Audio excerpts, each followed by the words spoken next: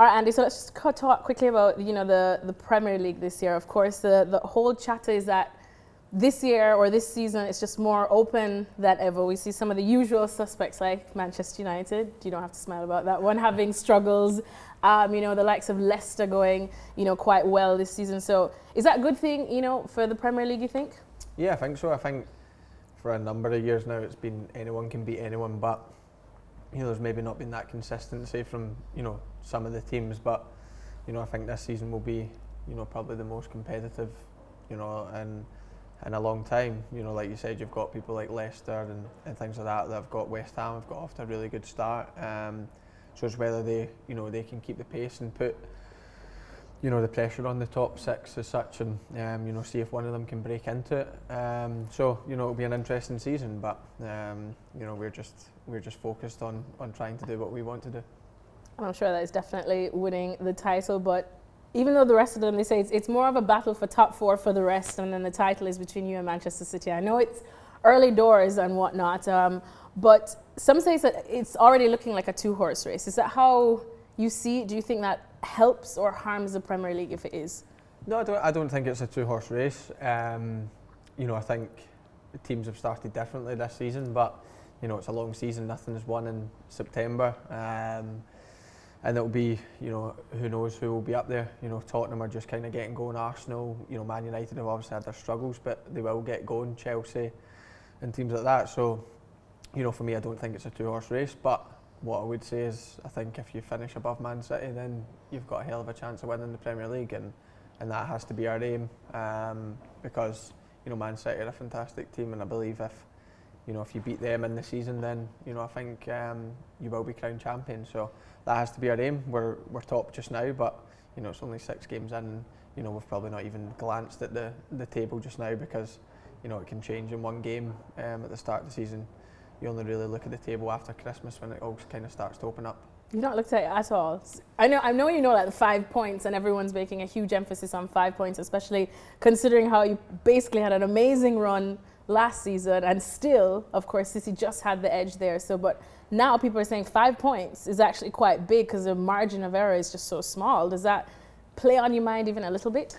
No, not at all, because we're not, like you said, this league is the most competitive it's probably been, and it would be great if we can, but we're realistic, and the chances of going through a whole season unbeaten is very, very tough. We'll try our best, but the chances of having a couple of bumps along the road is realistic, and we need to be ready for that. Man City's have maybe came a wee bit earlier than what they would have liked, but if ours does happen, then it's not as if we've lost a 5-point lead. It's just we got off to a good start, we maybe dropped points a wee bit further along than Man City did. So I don't think, for me anyway, I don't look at the table, like I said, until after Christmas, until it's opened up and everyone kind of knows their position and see what they're fighting for and things like that. So just now it's 1 win can take you, for us of course we're 5 points clear, but 1 win for like Leicester got a good win and they went them up to 3rd, and then they're back down to 5th and stuff. So the table moves about a lot on a weekend because everyone's so close together, but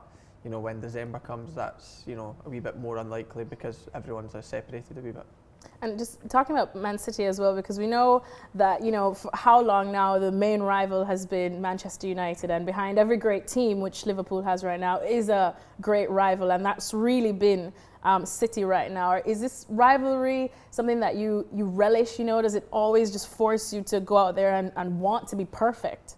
Yeah, of course. When I was growing up, it was probably Man United and Arsenal were the big, the big two kind of fighting with each other, and the whole way. And you can see why people are saying that about us in Man City, but we need to do it over a number of years. It can't just be one season, because that's effectively all it's been so far. But there is that way of especially last season, as soon as they slipped up or we slipped up, then the other wanted to capitalise on it, and you were always conscious of how Man City were playing and their results and stuff, and I'm sure they were the exact same for us, especially the back end. So I think it is getting like that. It is a good rivalry. We have a lot of good games together, and last season I believe that's what ended up winning them the league. They took 4 points off us and we only took 1 off them, so that was the difference, unfortunately, for us in that season. Where do you think their biggest strength lies? I think obviously they're a possession-based team that can tear a team apart at any time. You know, unfortunately for Watford, they got the full brunt. They get the full brunt of it on Saturday, and you know, they can do that to probably most teams if they're on their game and they create their chances and they take them. Then, you know, people can be behind that big result, and you know, they won 8-0, but it wasn't as big a surprise as maybe it once was that they won by that margin. So, you know, going forward, they're ridiculous, and you know, they can keep the ball for long periods of time and then, you know, make that killer pass, and you know, you see yourself 1-0 down very early on, and it's a tough way back. So, look, but we believe we're a good team as well, and we have different qualities, but it's just about putting that all into one season. And when you see them doing that, you know, and you see 8-0, that's a big gauntlet to throw it out. I'm sure you must have turned to like some of your mates or your teammates and just been like, well then, you know, does it add to you? Does it make you feel like you want to go out there and do something similar, or to send a message back, or do you just stick to your game plan? No, just stick to our game plan. You know, I know it's boring, but you know, if they win 8-0, then it doesn't mean, you know, we would take a 1-0 the next day. Well, we ended up winning 2-1, so we were delighted with that against Chelsea. But look, it's not about if they win 8-0. We need to try and, you know, send a message back or whatever. We're at the top of the league just now, but you know, it's about concentrating on what we do, because you know, 8-0 results aren't you know, they're not regular, but you know, we just walked in from training, I think it was 15 minutes gone, it was 5-0, so you know, we knew Watford weren't getting anything off them that weekend. But yeah, but like I said, a fantastic team that they can do that probably to most teams in the Premier League, and you know, they'll be looking, you know, they wanted to bounce back after a disappointment result at Norwich the weekend before. Now, a word that I'm sure you're probably sick of, or you relish it as well, is pressure. I know you felt some serious pressure in the kitchen there, of course, but you came out with flying colours, and that's something I suppose doesn't surprise me, because you know, I have read that you said that you handled pressure well because of course, you know, some obstacles that you had to face in the past, that it doesn't really settle or phase you. But now more than ever, with the fact that you are European champions and City are just being City, and I feel more expectations from the Liverpool faithful, that they feel that this is the best chance in 30 years that they've had to win the Premier League title. Do you feel that at all? Do you feel a change this season? I wouldn't say a change. I think when you come to this club, you feel the expectations straight away, but maybe a wee bit different, because now, like you said, we are, you know, champions of Europe, and we did run Man City so close last season, and people believe that we've got a good squad, and a squad that is good enough to win the Premier League. So, you know, we do have that pressure, but like I said, the lads have pressure on us every single day by, you know, just putting on that shirt and things like that. So, you know, we deal with it very well, and it's the pressure that we put on ourselves that drives us forward. You know, we're a very demanding squad. The changing room demands, you know, quality every single day, and that's why we push each other the whole way. So, you know, we feel obviously like the fans, you know, got excited last year, and it was a good season because we ended up with obviously the Champions League, and we knew they wanted the Premier League, but we just fell short. But I think the way they looked at it now, they'll see we gave it everything, and you know, we just get beat by just a slightly better team over the season. And you know, for me, we know we've got a good squad, and it's about trying to, you know, give the Premier League back to the fans that so desperately want it. And like I said, good squad, and that's probably being nice. It's definitely a great squad. European champions, you know, a couple of the guys on our show, of course, we naturally talk about Liverpool all the time, and they've said that what's different, they think, from an outsider's perspective about Liverpool this year, is the fact that you guys tend to approach the season and games with this newfound arrogance in a good way. You know, this new that, yes, we're European champions, you know, we can do that, and it shows, it translates very well, and that's why, you know, you have a perfect start to the Premier League season so far. Is that how you see it? Do you feel anything's changed? Do you think that the winning the Champions League gives you a slight mental edge this season? Yeah, I can see why people say, you know, an arrogance and things like that, like in a good way, of course, but, you know, I don't personally see it like that. I feel as if, you know, the only thing that's changed now is maybe, you know, we all feel that we belong at Liverpool because now we've won a trophy that, you know, all the legends that get spoke about and things like that have won, and we are now, you know, we've made a very small part of history in, you know, this very historic club. So for us now, we're, you know, into that history, which is something that has changed for all of us, and we all love the fact that, you know, nobody can take that off us. But we do want, like I said, we're a demanding squad, and we want to be that team that hopefully the fans look back at in a number of years and go, they won this, this, and this. We don't want to just be one trophy. We want more. Whether we hope it's the Premier League, we hope it's League Cups, FA Cups, more Champions Leagues. Of course we do, and if we can do that, then hopefully this squad leaves a kind of legacy, and everyone can look back on and be proud of this team, because that's all that we want. And then there's a lot of talk about prioritizing this league over that league. It always goes around, and I suppose it's a very big compliment to have Liverpool being talked about as potential winners of all these different leagues, whether it's the Premier League over the Champions League or Champions League again over Premier League. Does any of that actually go on, whether at a club level or personal level? Does anyone say, God, do you ever sit down and say, you know what, I think this year I'd actually like the Premier League over the Champions League, or hey, I wouldn't mind winning back-to-back Champions League. If Real Madrid can do it, we can do it. No, I don't think so. Obviously a lot was said last season when we'd qualified through the group stages, and people were saying we'd be better off out the Champions League and focus on the Premier League. But for me, I think we've done a pretty good job at battling for both. A lot of people, we could have, maybe thrown in the towel against Barcelona in the second leg because we knew we were going into the final game of the season with a chance to win the league. But no, we wanted to win every game we were involved in, and that's why that result happened, because we were that determined. We wanted to get to the Champions League final, and we wanted to win the Premier League. And like I said, in the two cups we were out earlier than what we would have liked, so we need to improve that this season. And then we believe that we've got a squad that's quality, that can fight on all fronts. Man City done it last season. They would have liked to win further in the Champions League, but other than that, they won the treble, and they fought on every front. So that's what we want to do, and we've done that last season with two. But if we can add in the cups, the domestic cups, then it gives us more chance of winning something, and that's what we want to do. We want to build momentum from the Champions League win, and hopefully bring more trophies to this club.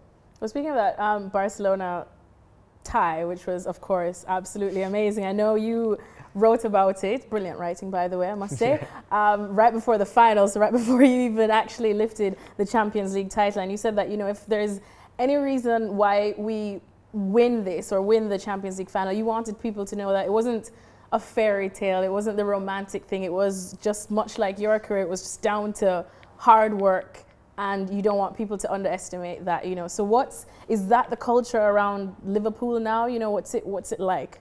Yeah, look, all of us have different backgrounds, different ways into the game and things like that, but we were in every single day last year, and we fought for everything, and every single day we were applying ourselves properly, that the way we needed to do to go on all these fronts. So for me, it was no miracle or no fairy tale or whatever. It was just down to us sticking together and such hard work.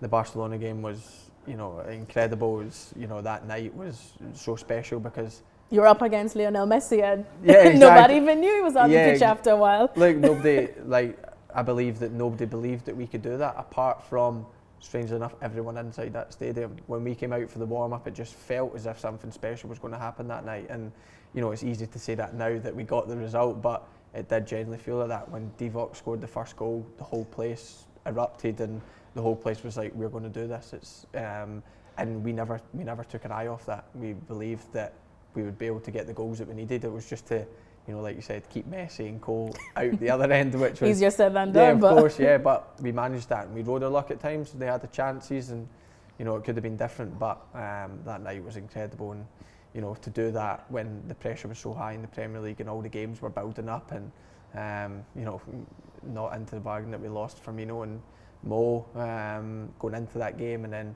Shaqiri and Divock came in and were outstanding, and that showed the heart of the team. And then for me, when we won that, there was, obviously you couldn't have been too confident, but there was no way we were losing that Champions League final from what happened the season before and what had happened to get there. Then, I believe that, there was nothing going to stop us to get our hands on that trophy. Was that your most memorable match of your career? Of course, I know there's a final lifting the trophy, but just the storyline for that one was amazing. Yeah, for me, look, it was a completely up and down kind of day. Obviously, first half went well, and then I had to make the decision to come off at half time, which then I thought was more serious than it was. So I was, in bits, and then. But I remember saying I was in the physio room, icing my leg with the masseur, and I said to him at half time, I said, we're going to do this. Like, I believed that we were going to do it. And then, like I came out just as the third goal was scored after I'd get changed, and then. Good on you, took yourself out. Yeah, exactly. I took myself out, let Genie go on and score 2 goals. So, I take a lot of credit for that result, even though I'm not getting it. And then to see that, the corner that we spoke about for years to come, and for 2 players just to click like that in such a high, high pressured game, it was special. And like you said, that just that whole time, you just always felt that something special was going to happen. How much is that down to just the Liverpool supporters? Because I feel like there's from an outsider looking in, and a lot of people, especially who will be seeing this, overseas, may not know just the culture around the team that exists here in Liverpool. And you being from Scotland, when you came here, what was it like? Because like you said, they really seem to make you believe that you can do anything. You can win the treble if you want to. Yeah, of course. And, for me, that result wasn't possible without them.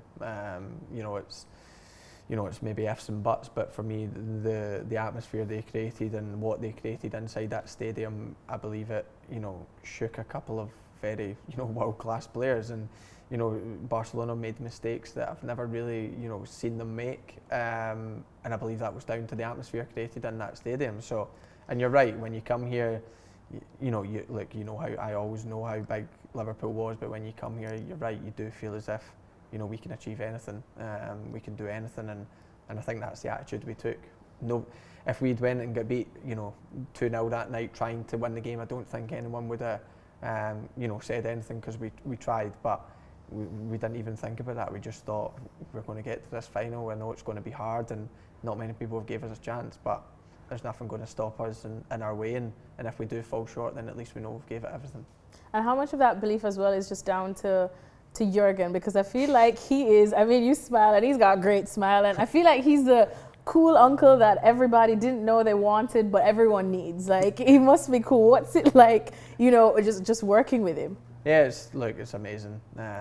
He's an unbelievable manager, and his backroom staff are second to none as well. And it's down to them that they've created this atmosphere inside, our training ground, that everyone will fight for each other. Whether you're Mo Salah, who wins golden boot after golden boot, or whether you're the chef making food, it's irrelevant, because we all look out for each other and we all fight for each other. And it's we spend a lot of time at the training ground. We spend a lot of time together, and we've created, it feels like a family. And you're away from your family a lot, and to have that, when you come away and all the lads are close, that's a given. But to have the staff behind us and know that they all want us to do well, and they'll all do anything for us, then it's special. And I believe that's down to the manager. The manager's managed to create that, and that's probably what maybe took a wee bit of time, because it's hard to create that. But now we have a special group of people in Melwood, and as long as that continues, then I believe we'll achieve more things. How does he do it to just get everyone to buy into his philosophy? Because I feel like now as well, thanks to social media and whatnot, a lot of players have been a bit more vocal when they don't, really buy into what the manager has said. We've seen it on other teams, of course, around Europe too. So how does he manage to do it with you guys, that literally just get you all on the same page and seems to bring out the best?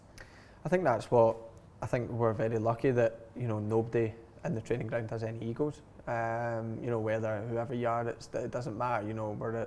We're as one in that changing room, and obviously people get individual awards like Virgil and Mo and stuff like that. I've had them, but I think the manager had kind of quoted saying, Virgil gets sent to pick it up for the rest of the team. So it's like that's the atmosphere that he creates. Yes, Virgil, rightly so, got all the awards that he's going to get, but it wasn't possible for him to do that without the other players round about him, the staff helping him, the people helping him off the pitch, and he makes everyone feel important, the manager, and that's something that sometimes people can't quite get at a football club. And it's very important to have your physios, your masseurs, your chefs, and all that feeling very important, because then they know they've got a role to play, and they don't want to let you down, and we don't want to let them down. That's very true. Is he the best you've worked with, you'd think?